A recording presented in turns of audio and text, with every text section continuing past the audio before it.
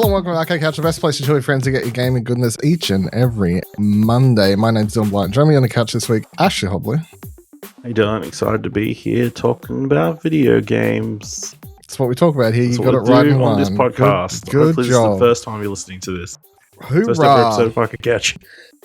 Oh, bless you. Also here, Kieran Marchant. Oh my god! You know what? It actually feels like games are actually coming out now. Like it's been a solid week, and there's stuff coming out in the next couple of days. It's gonna be cool, and games are coming out. Everyone, what is coming out? Because I'll have you know, I've got nothing to talk about that's new release this week other than the random game you just threw. Well, other than what you just threw in. Prior to that, no, there's also that. What was that? I just read it to my wish. Yeah, but did any of us play? PI came out this week. No. Did any of us we don't play any games. So no, the one I'm excited for is Tides of Tomorrow comes out the 22nd, which is either Wednesday or Thursday. Yeah. Pragmata came out this week. Pragmata came out. Any of us play that? No. No, Jacob's reviewing it though. So okay. Excellent. I was going to say, as long as one of us pretty sure I saw a code come through the. Yeah. Swung it his way. But yeah, Tides of Tomorrow looks really cool. I remember seeing it in what was originally announced. So. Yeah, I'm keen for that. I've played their other two games, Route 66 and whatever the spin-off one was called that I forgot the name of. Something. Anyway, this week, I thought I'd ask, I'm going to go with a discussion topic to kick us off because tying into a news item later, plus stuff that just seems to continue happening in the video game world, is nostalgia... remakes / remasters, etc., holding video games back?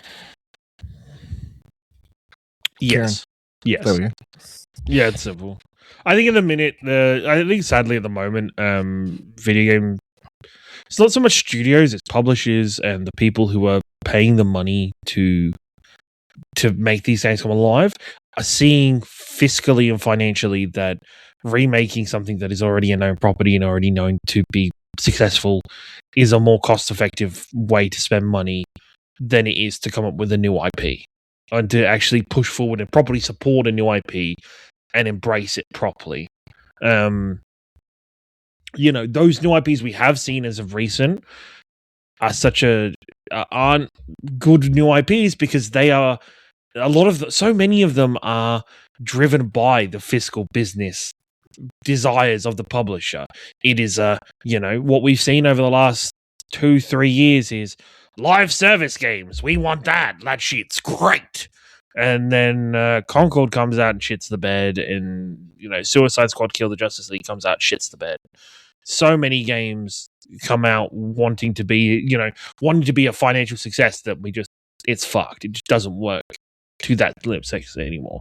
If you look at but I think in some ways this year we're turning around. And if you look at Steam right now, the top selling games on Steam of this moment are new IPs, are indie games, are actual new products. So to see that and to have some hope around that, there is hope, but I think as a general populace of video game players, nostalgia's fucking the whole system at the moment. Ash? I'm going to go on the affirmative. Holy shit, he's not sitting on the fence, everyone. Woo! I'll go the opposite to make it fun. God. We get hundreds of games released every single year. Only like a handful from remakes or nostalgia based games. It's obviously the highest, probably the games that get the most attention because of the nostalgia and fan base attached to them. That's why they get more of the attention in their life cycle or whatever. But they're only a fraction of the actual market out there. There's so many different new exciting games being made every single year that if you actually go looking for it, it's there. So I mean it's not great if it's the same, if one studio is making just nothing but remake after remake after remake, but when do we ever see that outside of Blue Point? It's always they're dead now anyway. They're dead. Yeah. Rest in peace. Yeah, until Red Point launches. And it's always one Ready for you the and Red one for Point them. pen. Let's go. Will it be ready? The red point Ready the red point pen. Yeah, let's go. Yeah, let's get started. Yeah. Red Naldo. No, we've got to. We'll workshop. We'll workshop some names. Yeah, it's fine. Yeah, I think doing the occasional safe game isn't a bad thing for these big studios, especially when you plan to take a risk on the next one. So, right, Kieran? Just sitting there watching Dylan silently disappointed in his bit. This 6-year-old bit. 6-year-old. It's older than that. It's like fucking 9 years old, It's like basically. 9-year-old bit. It's like an early Platinum Explosion joke, and if Explosion Network's 10 years next year, damn straight. Yeah, okay. This is like one of the longest developed games in the world. Blue the blue point pen. Goodness me.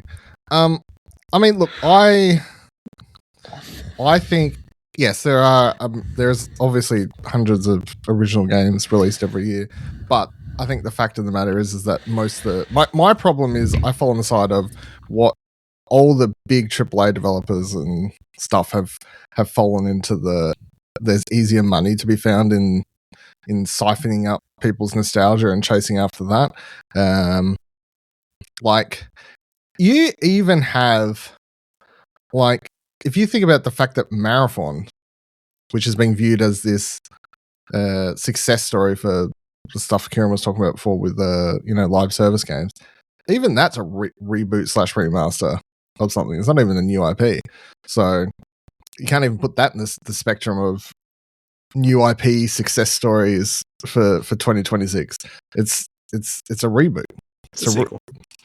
Is it? I don't know in the story. I don't know. I'm just saying what. Pretty sure it's a reboot, but and then you've got remakes, remasters, and all sorts of things. You've got and obviously some of them are very good, but it still doesn't take away the fact that we've had this year off the top of my head. It's like Dragon Quest, Fatal Frame.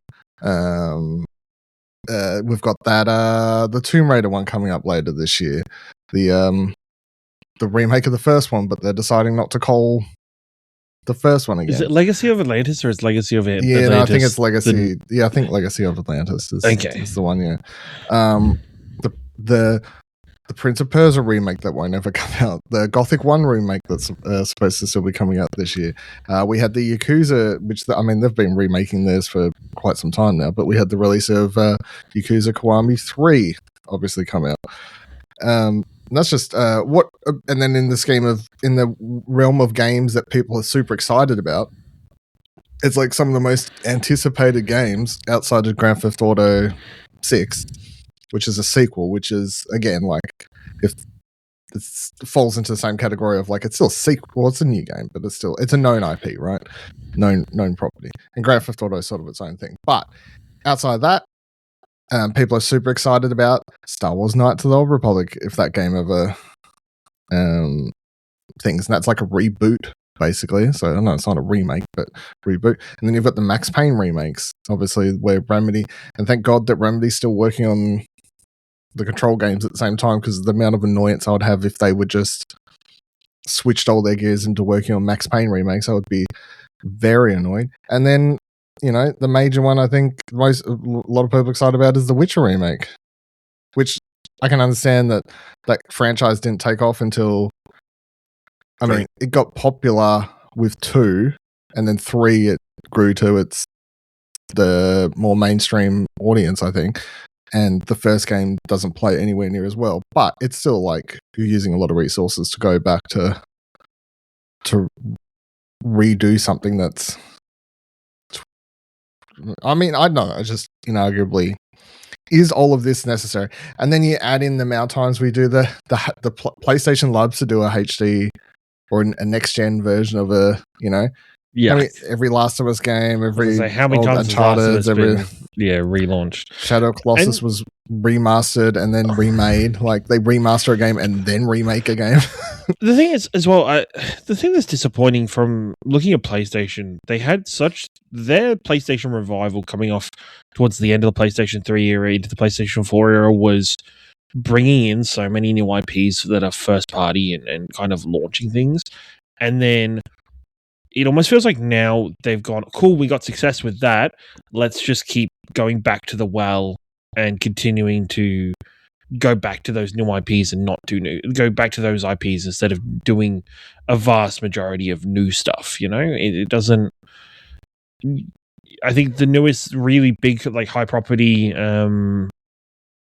like game that's coming out from PlayStation Studios is going to be the new Naughty Dog game. Like, I don't think any of the big studios has really even spoken about what they're doing with their Wolverine before that, though.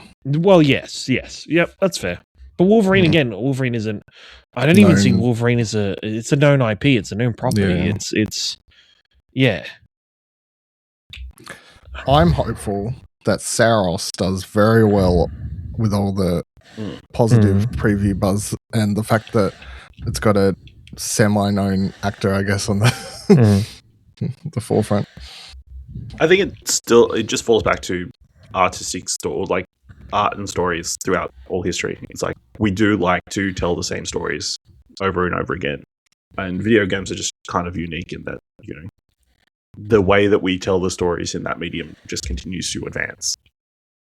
It's like graphically it improves every year. In a way that theater doesn't improve, but film and television, that remakes are rife in those mediums, But and like, how do you explain like books on a page? Like, words on a page hasn't changed for fucking. Well, I mean, how many different stories? Like, people. The whole Wicked franchise is based on somebody retelling the events of. But that was at least retelling it from a different perspective that hasn't. It's still the same story, though. And how many? We've got a ton of series that are based on Greek myths or Norse myths or that kind of stuff, like retelling those stories. There's like Chinese history. There's tons of stories about the Monkey King and all that, those kind of stuff. Multiple iterations of that kind of thing. So it's like I know it's probably people in video games like very like narrow focused on the medium, the medium, but like stories have always been retold throughout all of history, constantly.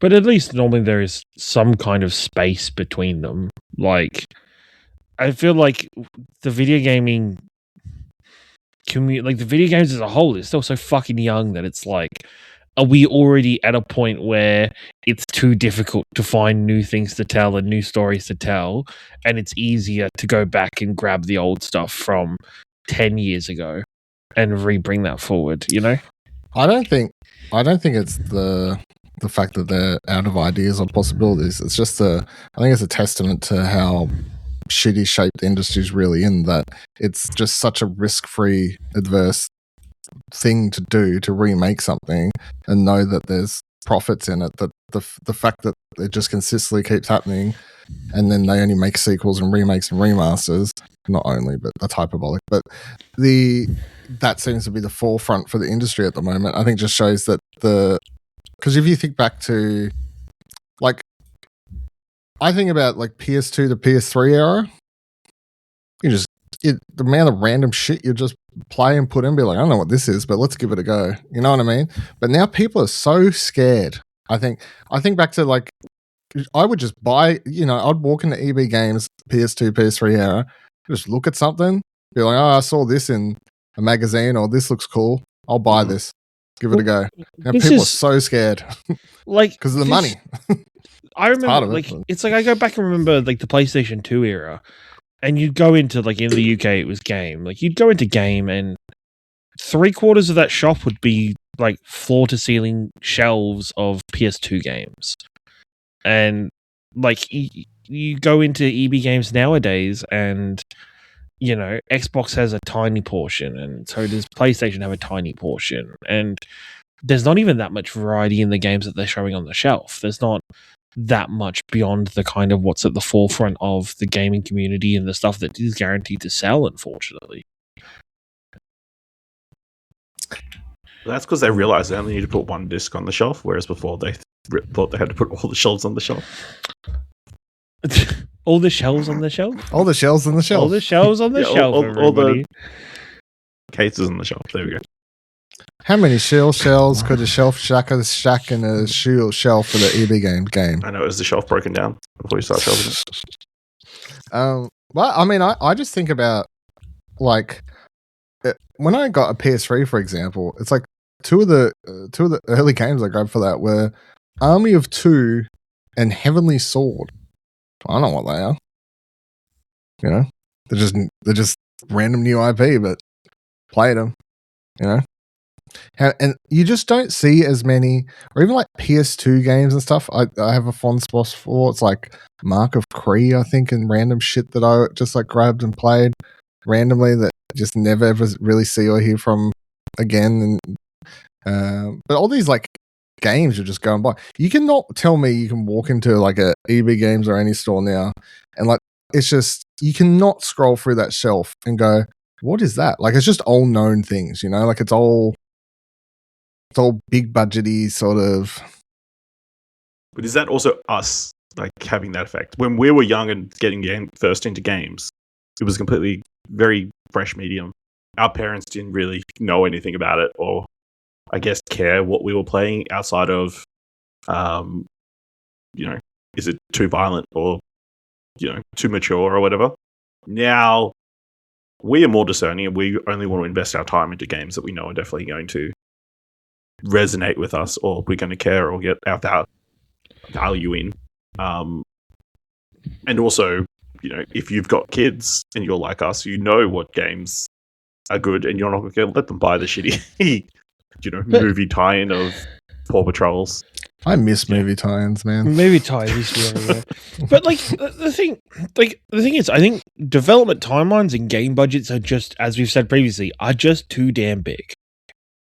There's too much money on the line, so developers are too fucking worried about if they're gonna. It's a serious risk that if they release a game and it bombs, it's millions of dollars in the drain. If you look back at like the early 2000s, the PS2 era, if you look at some of the timelines of franchises in general, you look at Jak and Daxter. Jak and Daxter was released. I've just looked it up. December of 2001. Jak 2 was released October of 2003. Jak 3 was released in October of 2004. So there is a 4-year game spent, a 4-year life cycle for 3 games in the same franchise. That physically, or apparently physically, just cannot be done anymore. That just isn't a thing anymore for tight turnaround times. Not, but even then, the thing is, yes, like the technology was less and it required less detail, and there was more ways that developers can make it quicker. But surely there's a way to tighten up and reduce the bloat of development timelines nowadays. Lower fans' graphical expectations. That's number one. Yeah, but then again, but it's also like, okay, are these studios investing in the right places? We've got studios that are, you know, there are clearly people out there looking for jobs. Hire more people to take on more workload to reduce the timeline. You know, like, surely releasing a game once every 4 years is better than releasing one game every 8 years. Or work on something for years and then close the studio. And then close the studio, right? And then go, yeah, no, don't worry about it. And go, it's actually more cost effective for us to just give up now and not even worry about releasing it. Like, how does that make sense? Like, it's... I think there just needs to be more work done in the industry. And like, even if you look at like modern day things, like you look at the game Peak from last year. Peak was made in a game jam and was made in the span of about a month. And then that game has spiraled into a massive, you know, almost a community-defining game that has had multiple updates, has had massive support by players, is still beloved and played by people. Like, but that was made on such a short timeline and by a team of 13 people. Like, and yet, Kieran, we talked about it 2 weeks ago. People are complaining about what are they doing for us now? What's next? You know, why haven't you told us what you're working on next? So, yeah, what'd you do for me lately? Exactly. Fucking gamers. I think I would agree that part of the problem is just, okay, it will just take so long. It's like, okay, maybe don't fire a bunch of people, maybe hire more people, because I mean, if you do the maths, if hiring more people means that you're using more money, but then you can release more product and make more profit. It's even stuff like if you look at, I think it's Larian Studios have 2 different studios, one in like Singapore, Malaysia, and then one in wherever they're based in Europe, and they pretty much they physically can then work 2 teams working 24 hours a day because they are just strategically placed, and then they're just efficiently working across the 2 teams. Like it's not going to be a solution that works for everybody, but surely there are more ways that it avoids crunch that can have a positive benefit for all of these games. I think the other thing, and I've mentioned this before, I don't think Kieran's been here when I've mentioned this, is that I do just think there's an element of, whenever you've watched enough of these behind the scene documentary things about development of games, that the creative function of video game development, especially in this day and age of how massive the games are, if the creative director isn't directing well, that shows with how long the product is taking. If a year into it, suddenly it's like, oh no, we've got to add this whole thing that I just randomly thought of, and that means we've got to redo all these elements, and like that, to me, that just comes down to the top of the studio. Like that's poor management, that's poor direction. You would not see a movie or TV director just suddenly halfway. Well, you do. It happens every now and then, but it never you don't really see someone shooting a movie and then halfway through, like, let's just basically start again. Like they may pivot. Pivoting's a lot different to quite often video games. It's like we just spent all this time. Oh yeah, but completely change this character now, or completely remove this element, or I want this whole new gameplay mechanic in that I thought of while I was on an acid trip last night. Like that whole part of the video game industry, which seems to be ingrained quite heavily. I think that causes a lot of problems too. But Dylan, if you have a good idea, wouldn't you want to have it in your game? So for the next one, bro. For the next one's 5 years away. Not if you finish this one. Well, it is if you finish this one, then you have to spend 5 years making it. Maybe you should have spent more time in pre-production, and then... You don't know when ideas are going to hit. It's fucking hell. Like songs. Yeah, but the unfortunate thing is as much as people as much as video games is an art form, it's a tech-driven art form, and the difference between that and other art forms means that you cannot just on the fly do the same shit that you can when you're writing a book, painting a painting, shooting a movie. Like those elements, the way those are structured and work allow you a lot more freedom to just suddenly be like, oh my god, I had this amazing idea, and you can pivot into that a lot easier than you can in video games, which have potentially hundreds of people working on coding and art and all these different elements that have come together. It just doesn't allow it. Like there's just no way around that. It will affect majorly the production compared to different other things. So I think that's my problem with it. Yeah. So what you're saying is there definitely should not be a Bloodborne remake. At this stage, I don't know if I care anymore. Shout out to I didn't put that in the news stories, but shout out to at least we're getting a Bloodborne animated film movie from made by Jacksepticeye, yeah. Produced. Is that what he does, right? I think it's top of the morning. You know what? That one works, yeah. Top of the morning to you. Yeah, I think I've seen that. All right, let's short with a mustache, right? Yeah, I don't know if he's short. Is he? Let's talk about some news. So, firstly, Metro 2039 is a brand new Metro game influenced by Russia's invasion of Ukraine, writes Presta. Metro 2039 has been revealed by developers 4A Games, describing how the game was shaped by Ukraine developers' experience of Russia's invasion. The game was shown off with eerie cinematic trailer and gameplay tease, and is scheduled to release this winter or summer here in Australia. Coming to PlayStation 5, Xbox Series XX, and PC. With Ukrainian origin and the dev team split between Kiev and Malta, 4A Games have been developing the game amidst the Russian invasion. Besides impacting production, 4A Game mentioned having to to down tools to shelter from missile strikes and drone attacks. The Invasion inspired the game's focus on choices, actions, consequences, and the cost of securing a future. As the Stranger, the game takes you deep into the metro tunnels beneath Moscow, where underground facilities have fallen under a single banner led by a tyrannical new Führer, the legendary Spartan Hunter. Sure. Promising a life on the surface, he subjugates the populace with propaganda and misinformation. The connections to current events is very much apparent. It seemed to come out of nowhere. Also, this honestly seemed like the sort of cinematic trailer that you'd expect to see revealed at a Summer Game Fest or something like that. Like, it's a big enough series and it's a pretty intense, like, massive cinematic trailer that goes for like 6 minutes or something. So, I caught up on the Metro franchise, a couple of years ago now. So, I am a keen bean. I'm ready to be aboard, because I remember when they revealed the last one, I watched the trailer, I was like, that looks cool. I have no context or anything because I haven't probably played any of the games. But then I did my my catch up and I'm ready. So, Kieran, do you have any?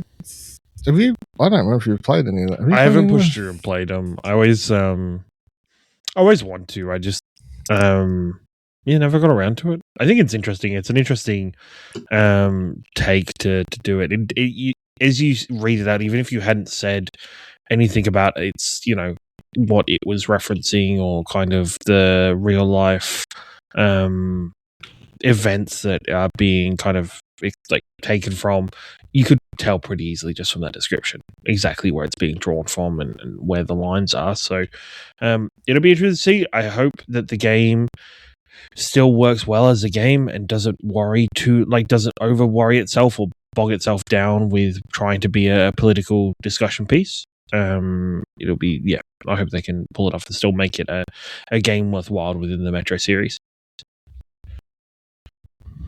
Ash, how many Metro thoughts? I haven't touched any of it, but I'm very keen for them to continue working. Obviously, the last game was the VR game that came out a couple of years ago. The last game was that was done by another studio though. Yeah, so Exodus came out in 2019, Exodus, so it's been like 7 years. So it makes sense that it'd be now. And I guess they kind of pivoted in 2022 to this new direction for this game. So I mean, it's not like they suddenly had the idea, and it's been something they've been working on for a few years. So very cool, I guess. Interesting. The first game was 33, and now it's only 39. Despite the first one coming out in 2010. Yeah, well, the first 3 games, they all star the same dude. So, this one will be a different new character at least. So, although it's possible you meet him in this one, I guess would be the. If you come across, I'm trying to find his name because I can't remember. It's like something. Artem. There we go. Artem is the character's name. You could come across spoilers for Metro Exodus, but they do I don't know. I actually have a pet peeve of games doing this, but this series loves to do it, where it gives you the 2 endings at the end of the game, and like one's a good ending, one's a bad ending. It's like just pick an ending. Just write the story, bro. Yeah. Good ending. He became the leader of some group of people. I can't remember what. But so you could come across me in this game as this new character if you come across that group, whatever it is. I can't remember. But the bad ending, he died. So I don't think that's the canon ending. I'm going to presume that's not how that works. But very cool trailer. Keen to find out more. I mean, we might get some gameplay or something in Summer Game Fest in a couple months. Something like that. So that'd be cool. I'd say also I'd be keen to see how they go with it, because I think the last one, a few more people played it because it wasn't as survival like, I guess. Exodus, it was just more of a, like, it still had elements of you got to put your mask on and certain survival stuff that was in it, but it wasn't as survival centric that the especially the first game. was. So, yeah. We got a whole heap of movie news this week, but where should people go if they want more movie news? You should go check out What Do You Want to Watch, where we'll be talking about everything from CinemaCon this past week, which is where some of these stories came from, including this one. Street Fighter film gets a new trailer. Right, you're a gamer. We are ripe in the age of video game to big and small screen adaptations. Now we have a look at the upcoming Street Fighter film, which stars the likes of Jason Momoa and the wrestler Roman Reigns. So I'll say, firstly, very funny to me that Cody Rhodes showed up in full, committed to his bit at the press conference as a Guile, was just harassing the reporters there or whatever. Trying to be John Cena, you know? Yeah. John Cena showed up everywhere as Peacemaker. Now, yeah, Cody showing up as Guile. Yeah, good bit though. I enjoyed it. Street Fighter, I'll say, to me, the thing I like so far about this, like, for some, I don't know how they're doing it, but they seem to be both making it look as much like the actual Street Fighter game, which means it looks absolutely ridiculous and dumb, but because they're treating it seriously, it somehow comes across as earnest. I don't really know, like, they're succeeding in making it work, I think. And I think in a world where we also have Mortal Kombat 2 coming out in a couple weeks, this, which people, I guess, would have had some of the fear of, like, you know, is it going to look too similar to these two fighting franchise video games or whatever? It looks nothing like Mortal Kombat. And I think that's the one really big thing going for it, is it's not trying to be anything like that. It's letting Mortal Kombat have the more, I don't know, sci-fi aspect to it. And Street Fighter is just going for, honestly, I feel like more of a personality, like focusing more on the personality and characters that are here than Mortal Kombat is. And Mortal Kombat definitely didn't with its first movie. So this seems to be focusing in on all that and making sure they cast a bunch of people that could portray and bring as bigger personalities to these roles as possible. And that seems to be the focus. And then, you know, making sure the action's up to par and stuff like that. Ash, did you check out the trailer? What'd you think? Yeah, I checked out the trailer. I think it's, in our rating system, 2 thumbs up. It's a really fantastic trailer. I think, especially coming off the teaser trailer that we got last year, I think it's on at the Game Awards, I think is when it popped up, or around that time. This one, like, kind of sets up what the plot of the film is going to be. It's going to be like the story of Ryu and Ken being brought into this Street Fighter world, and you know, that's exciting. I think everybody looks really great in this. Really enjoyed the tone, and it's really well cut together trailer. So I think it sold me on the film more than anything so far. So very keen. Karen, do you watch the show? No, I have not watched Stress. Yeah, that doesn't surprise me. That's why I didn't ask you first. It's a movie trailer. Why are you watching movie trailers for? I think I just looked in the comment section. The top comment on the trailer says, "This movie doesn't look like it's ashamed of being Street Fighter. Looks like it's proud to be Street Fighter." I think that's fairly that's fair. That's pretty good. I think that's fair. Generally, the comments are quite receptive, very positive. Lots of people being like, "This looks better than I thought it would have." Actually, surprised this looks good. You know, all sorts of variations of that. So, yeah, looking forward to checking it out. I'm more keen for that than Mortal Kombat 2. So, to be completely honest. All right, this week we also got 007 title song will be performed by Lana Del Rey, while Bond film composer David Arnold returns to the franchise after almost 2 decades. Right, you gamer. Every Bond film needs a title song to set the tone, and the game's no exception. Early today, developer IO Interactive announced that the title song for this year's upcoming Bond Origin game, 007 First Light, will be sung by Lana Del Rey.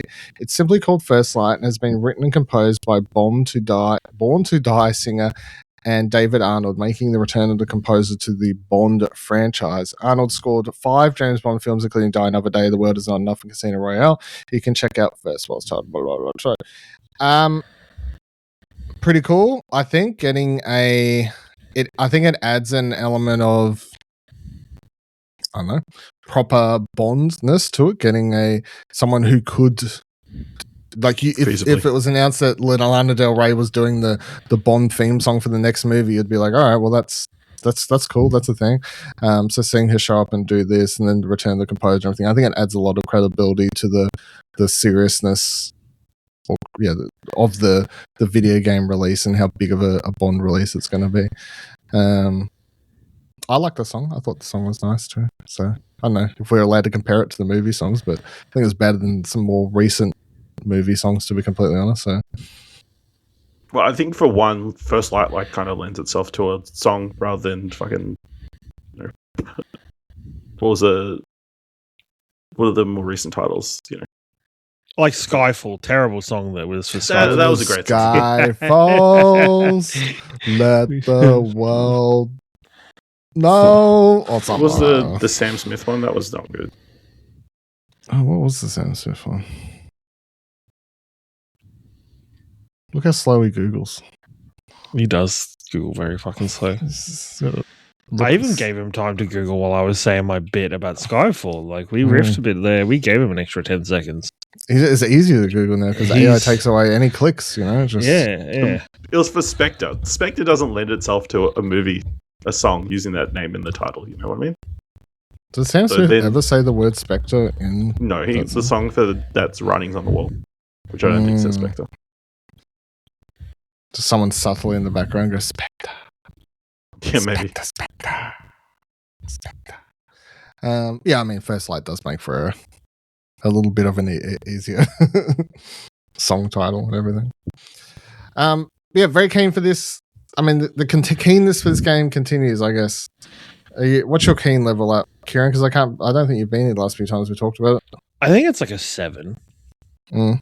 I'm ready. I'm like, my need is for this game to have more story and more story-driven elements than a Hitman game, is what I desperately need out of this. And for it to just... I feel like that's a low bar. No, but like... yeah, I need like the actual James to be good. And just the overall... Like, I need it to fit as a James Bond game. And not feel like it's a Hitman game wearing a James Bond skin suit. I don't want it to be, skin suit James Bond. You know what I've realized? One of your favorite sayings is just skin suit something. Like skin suit insert. Skin suit insert. Yeah, 100%. When it's something trying to pretend to be something else. This and Telltale. I was going to say, it also has been 2 things now, but it's apparently one of my favorites. Maybe I've just heard you say skin suit Telltale so much. A lot. It's been a lot. But skin suit Telltale, how are they doing? Where's Wolf Among Us? Not around. That's for sure. We've not heard about that game in a little while. Apparently, they restarted production. Good thing they brought out that Expanse game, and it was really well loved. What was I saying about good creative direction and leadership? Making sure that the game comes out. Yeah. All right, Kieran, talk to me about whatever Windrose is. Windrose. Well, Windrose is a game. Thank you. Do you remember? How the dreams that we felt of what could be for Skull and Bones? And how it's been so long I can't even remember when we were like, man, it'd be so cool to be Skull and Bones. Like to be optimistic about Skull and Bones. Skull and Bones, where you get all the ship combat, the ship goodness, but you can like. What if it was just the boat from Assassin's Creed? That's what everybody thought. Yeah. What if it's a boat from Assassin's Creed, but you can like leave the boat and go on different islands and sail across the seas and fight people, like Sea of Thieves, but with more of that. I don't want to say realism, but like Windrose is a survival RPG, but you're a pirate. And so like Pirate Yakuza in Hawaii.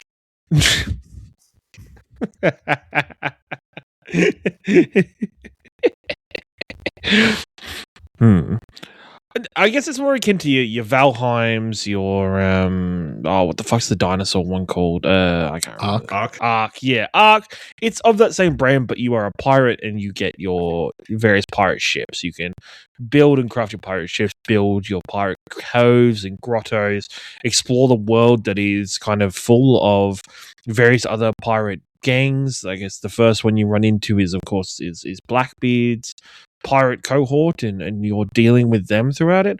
It is either a single player game or a co-op player of up to 8 players in the one world at the time. Every player gets either their own boat, or you can hop onto each other's boats. And why would you want multiple boats? Wouldn't you all want to be on the same boat? no, because you can still attack. Because a lot of the time, and this is the problem with one boat, a lot of the time there is like 2 or 3 boats fighting you at the same time. So you've got multiple boats. If you have multiple boats, it's probably points a bit of easier. action. Yeah, you can just fire all the people don't need to fire cannons. So when you can do that, you can have somebody run around and be firing the different cannons. But on if the person who's driving, if you look in the direction of the cannons that you want to use and you press right click, it'll then put you into the aiming for that cannon set. You can fire it from while you're steering the boat and using the boat, everything.